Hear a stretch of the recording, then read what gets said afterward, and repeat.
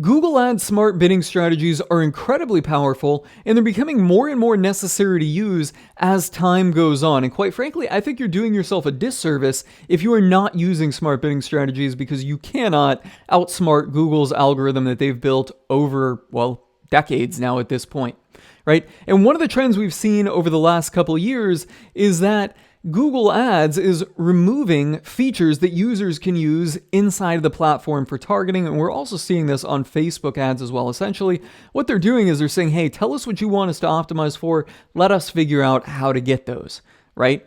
So they're eliminating the features, and just recently in early February, we've seen that they're essentially making phrase match now broad match, and the value of clicks or the value of keywords is becoming less and less important. And this is something that I have, shifted away from years ago. And as you can see on my screen right here, I'm using Target CPA in this campaign.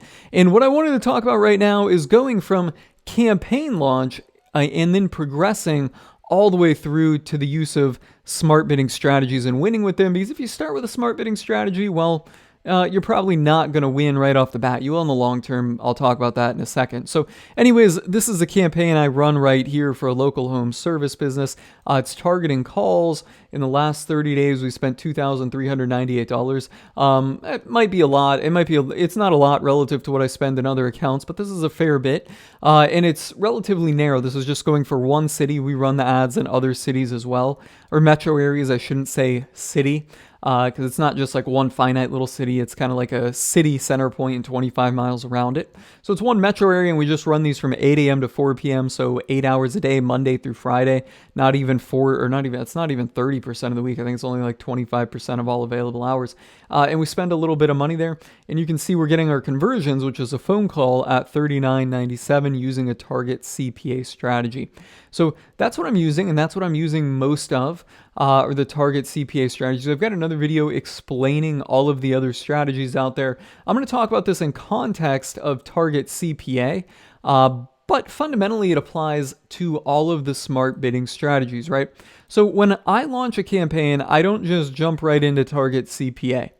Right, depending on what I'm working with, if it's for a client or something, I'll use manual CPC because that controls things a little bit better. If it's for myself and I'm going to go out there and start an ad set that's spending $1,000 a day, which I do, I just start with max conversions, right? So let's just kind of talk about the progress, and we'll talk about this little chart. First, start off with manual CPC, right, and set a low CPC. Start with $1. And then go up. And when I do this, I'll start with a budget that's pretty high, at least $100 a day, depending on the market.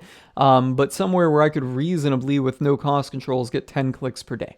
At least $100. I really wouldn't work with any client where I can't have at least $100 a day budget. And there's a process that I go through for establishing budget and what they should be for clients. And a $100 a day budget client would be a very small market, a very niche service where the cost per click is low. Bigger clients, where we're in markets where there's $20 and $30 clicks, I won't work with those clients unless they've got a $10,000 a month budget. 10,000 divided by 30 is a little over 300, so $333 to be exact. But anyways, I'm starting with a higher budget, and then I will keep my cost per click low, and I'll put a manual CPC limit on it of maybe, depending on the market, let's just say $2, right? I'll let it run for a couple days, maybe nothing happens. I'll move it up, I'll double it, $4, right? And then I'll move it up a little bit more, $6. Then maybe move it up a little bit more, right? Until it starts running and I'm getting clicks.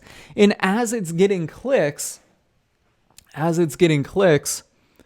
then we're also going to start getting conversions.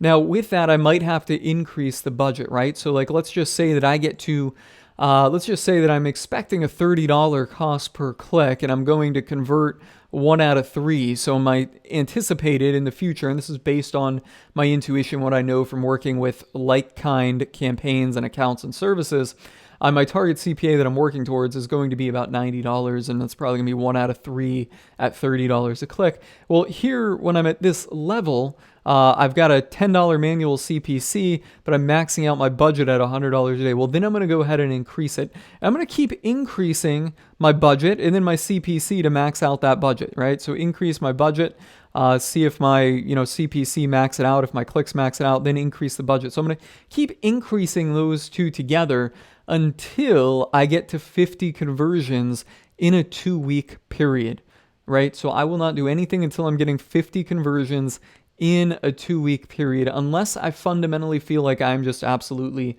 maxing out that audience, right? Which can and does happen, in some locations.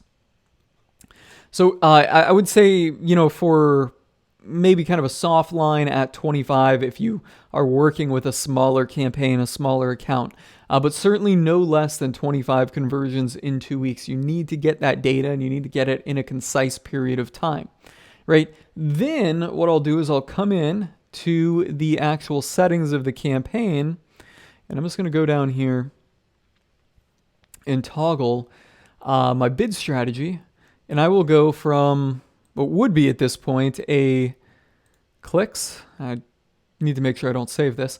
But what I would go from clicks to conversions, right? And maximize conversions. Okay.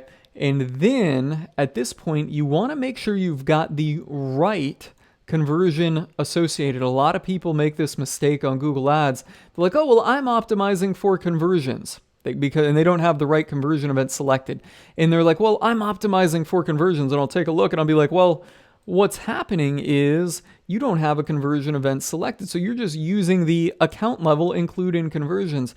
And if you spent any time on Google Ads, you'll notice that Google Ads will kind of create conversion events based on little things you do. So it's not uncommon to have a bunch of conversion events in there. Like one that I run across frequently with local home service businesses is store visits or site visits or something where it basically implies that the conversion event was the user visited your location, when really all the user did was click on directions to your business on a map, or they clicked on your address. So it's really no more than a link click, but Google Ads is counting that as a conversion. And you don't want to count that. You want to target the specific conversion event that you are targeting. Remember, 1 per campaign. I've said that in many of my other videos. So going on from there, right, let me go back to my diagram. Well, we want to make sure we have the right one selected, which I do. Again, we want to let this run. My general rule of thumb is 50 conversions in 2 weeks. And then finally, we can come back in here and toggle this to target CPA and put a target CPA in here. I will typically put my target CPA at usually whatever Google recommends as my target CPA, or maybe 10 or 20% less, not a lot less. Because you can always drill it down. You can always run a split test later. So if you just start with Google's recommended, right, if you get here and you're wanting 90, but they're recommending 101, I'll put it at 101, and then I'll run a split test with the 2 target CPAs at a different level and just kind of keep moving them down. Or, you don't have to do that. You could just say, okay, my target CPA is at 101, let it run for a week, see what happens. Let's move it down to 95, right? And then just kind of slowly incrementing it. Now, what I did here is I drew out the kind of progression, okay? So this one right here, this blue line follows this full strategy starting with manual CPC. And you can see what happens is when you start out, your cost per conversion is lower. And I mean, I may even need to kind of draw this out because you are changing your cost per click. You could get kind of lucky and start out with some lower ones here. So you could even have a blue line that looks similar to maybe something like this, right? As opposed to having that where you start out with manual CP and your cost per conversion is incredibly low, but as you're raising the budget, things go up, right? And then when you hit max conversions, then things start going down again, and then finally you hit target CPA, and that's going to be down here, and you can start drilling things down. Like I said, I use this full-blown strategy here when I'm working with clients. Typically because they want to see some results before they're spending all kinds of money. They're a little bit more picky. When I'm doing things for my own business, where I'll start out with $1,000 a day budget or something, I just start with max conversions, and we'll start out up here, and your cost per conversion will be incredibly freaking high because Google has to figure things out and learn it. Mind you, I'm spending $1,000 a day. It might be 2 days. I might spend $2,000 until I see my first conversion. It's very rare that happens, but I have had that happen. But you just got to remember to stay the course. And then once things start getting momentum, your cost per conversion really drops, and then you can set it down to a target CPA. And in those cases where I'm spending $1,000 a day, I could be getting most cases, I'll typically be getting more than 50 conversions in a day at this point, right? So rather than waiting a full 2 weeks, I'll shorten this just down to 1 week. But I'll never switch anything with less than a 1 week period in there. So I think that 1 week period is necessary to gather data. So that's my strategy for using Google Smart Bidding strategies and how I create the campaigns and ultimately progress through to optimizing for a smart bidding strategy. If you guys have any questions, drop them in the comments below. If you want more marketing insight, experiments, and experiences from me, look for the No Bullshit Marketing Group, guys. Join in there. That's a wrap on this video. I'm signing off on it.